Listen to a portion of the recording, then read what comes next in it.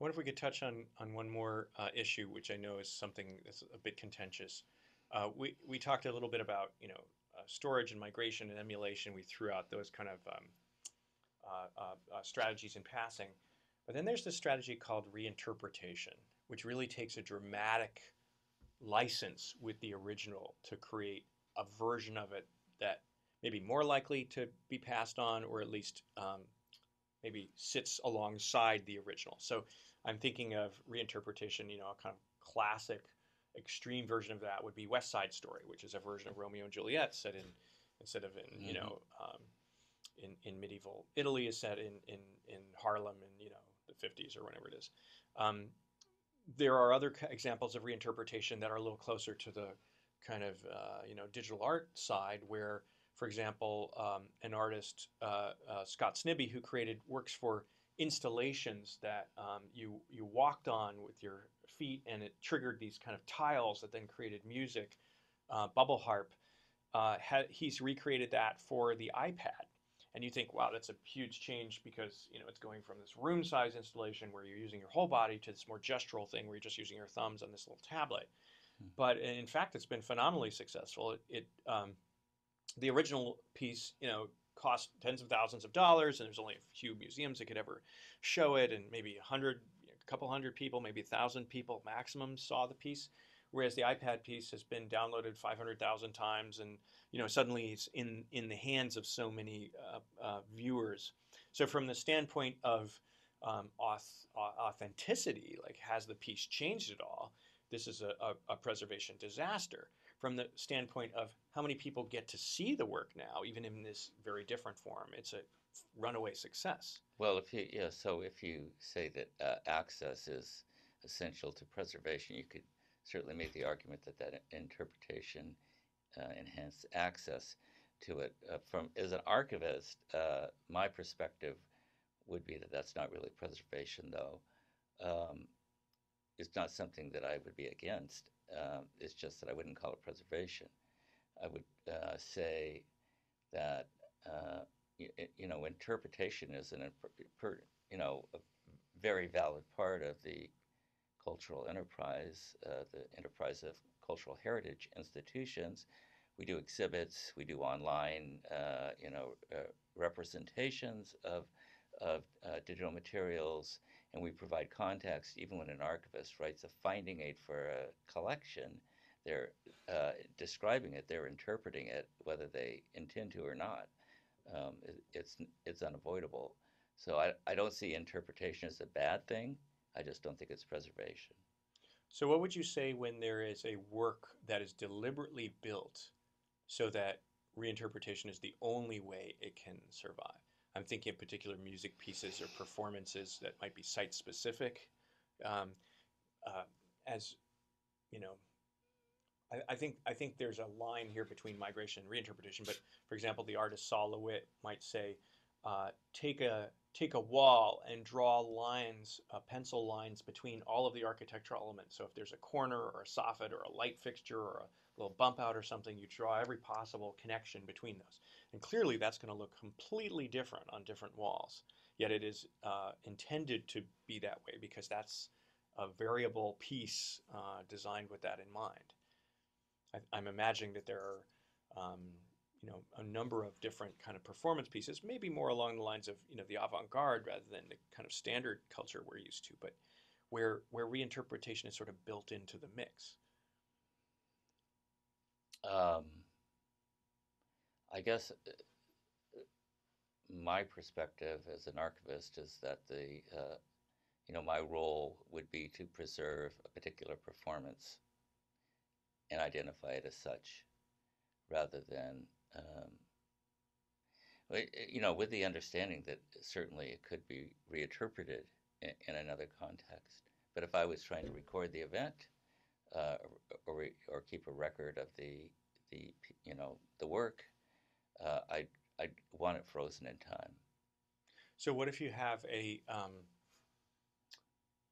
Bach, let's say a pipe organ piece, right? Hmm. Where I can't stand recordings of pipe organs because I've had a tour of them and seen how pipe organists work. And I realized why they were so grating to my ears, because it's a two-dimensional or maybe a one-dimensional version of this three-dimensional experience. When you interpret a work for organ, you have to choose which pipes are going to play which sounds. There's a huge variety of timbres of, you know, metal and brass and copper and wooden pipes.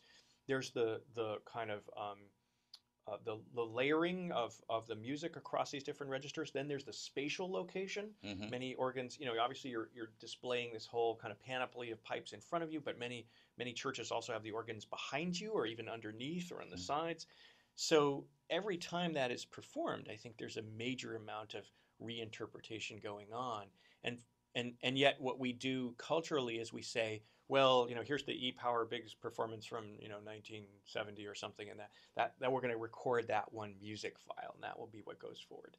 Is that the right approach? Is that a Well, you mistake? could take the model of the Grateful Dead archives, which preserves almost every performance that that they've done since 1966 or something. Well, that is a possibility. It wouldn't preserve the three-dimensional quality of it, but it would give you some sense of what it was like. And I guess, you know, Beethoven symphonies were known for a century by Liszt's transcriptions for piano. So no one ever heard a full orchestra.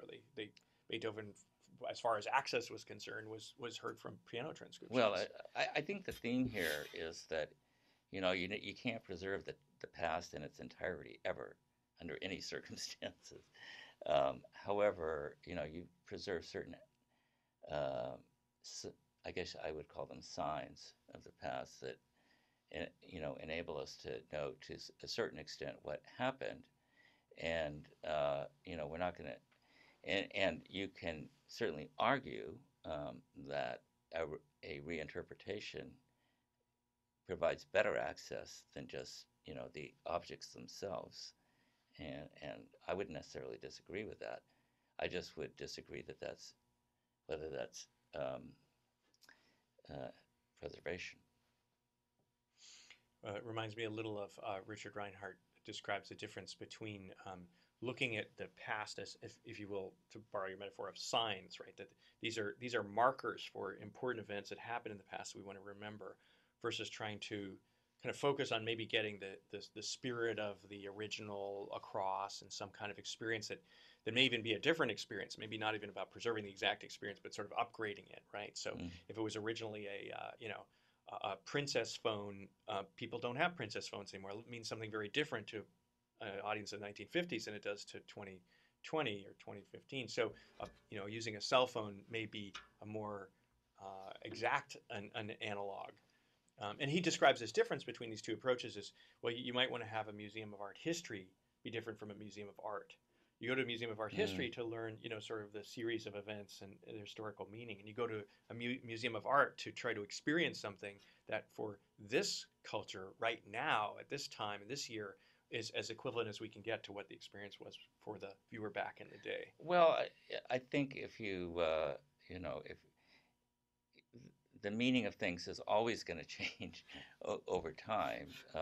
If you take Art Deco architecture, for example, it was intended to be very modern at the time it was Sure. created, Yeah.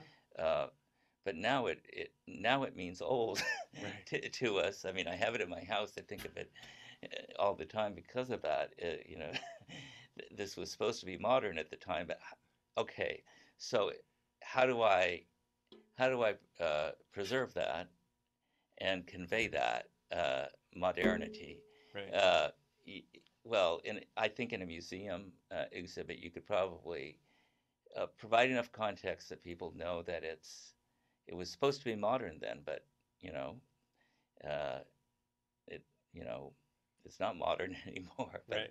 that's what it meant then. Well, it's tricky. It's like if you put on a play and you have, let's say, a phone, you can write in the liner notes that at the time, Princess Phone was a modern technology, and that's why it appears in Death of the Salesman or whatever. Or you can just change it to an iPhone, and those are two different kind of strategies for trying to get across the original sense of the piece. So we've talked about, again, the sort of material, the meaning, the context, and the uh, the experience and how the digital world sort of enables new ways to capture all of those, but it also complicates the picture. Well, it creates access. It doesn't to artifacts of various kinds. I don't know that it can reconvey the experience of, say, a Grateful Dead concert from 1966. I doubt it. Uh, the music may be there, but the rest of it isn't. And Maybe if the LP came with LSD in the yeah, side, right. Perhaps. Huh. All right. Well, thank you for listening, and we look forward to more conversations along the way about digital preservation. We'll look forward to it. Should be fun.